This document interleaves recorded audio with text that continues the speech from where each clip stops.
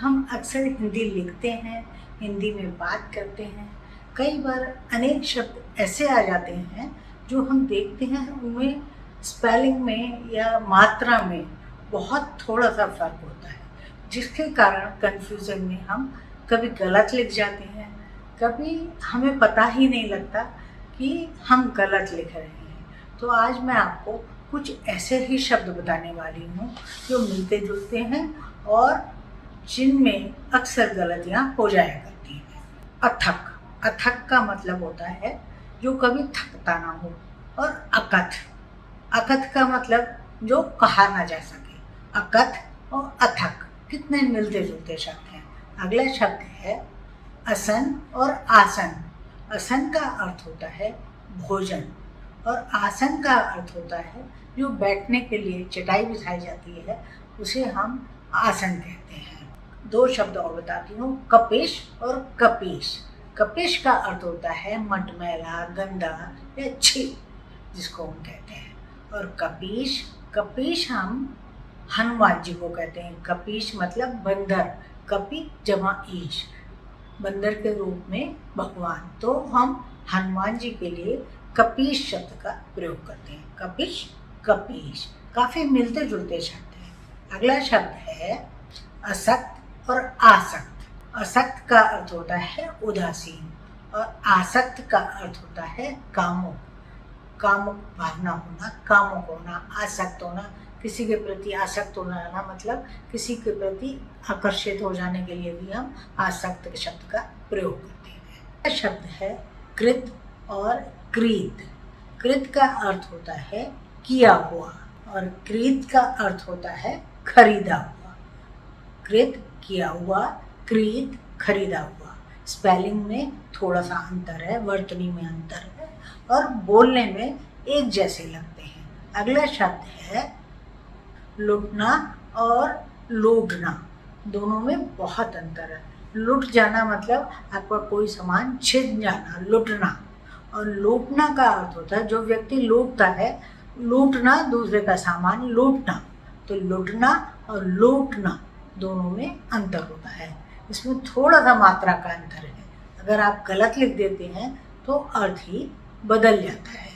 पानी और पानी, दो शब्द हैं, पानी और पानी। पानी तो आप जानते हैं जल को कहते हैं और पानी का मतलब होता है हाथ। हाथ को हम पानी कहते हैं। जैसे लड़की की शादी में कहते हैं पाणी ग्रहण संस्कार, मतलब हाथ के संबंधित संस्कार होता है, पाणी ग्रहण संस्कार। तो पानी का अर्थ होता है हाथ।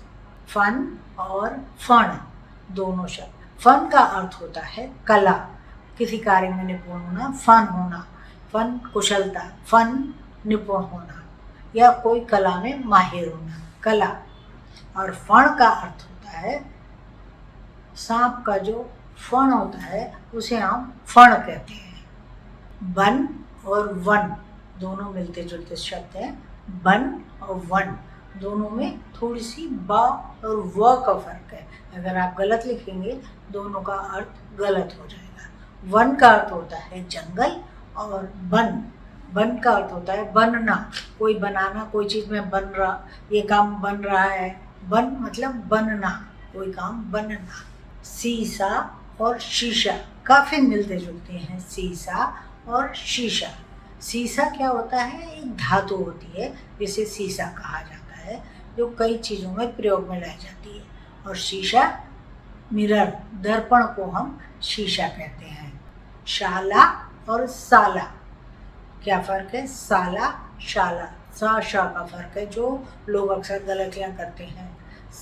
साला जो है पत्नी के भाई को कहते हैं साला, एक रिश्तेदार होता है साला।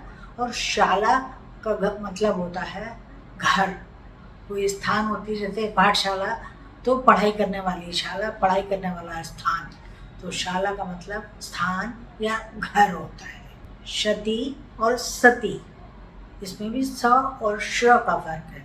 शती का अर्थ होता है 100 का आंकड़ा पार कर लेना, 100 की गिनती होना, वो शती होता है। सती, सती जो है पहले एक प्रथा होती थी। सती मतलब पतिव्रता, मतलब जो सती का पहले प्रथा होती थी जिसमें पत्नी पति के मरने पर मर जाती थी, सती प्रथा थी, जो बहुत बुरी प्रथा थी, जिसको अब समाप्त कर दिया गया है।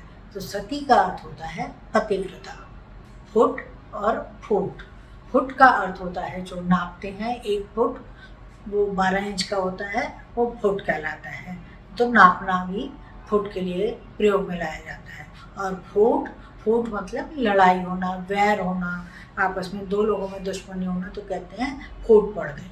आशा है आपको ये मिलते जुलते शब्द, सध्वनि मूलक शब्द और श्रुति सम शब्द का अर्थ होता है जो सुनने में एक जैसे लगते हैं, लेकिन उनमें मात्रा का या अक्षर का थोड़ा सा फर्क होता है, लेकिन अर्थ बिल्कुल भिन्न होता है। तो देखते रहिए लॉजिक टच, और इसे सब्सक्राइब करना हरगिज ना भूलिएगा। दोस्तों फिर मिलेंगे, बाय।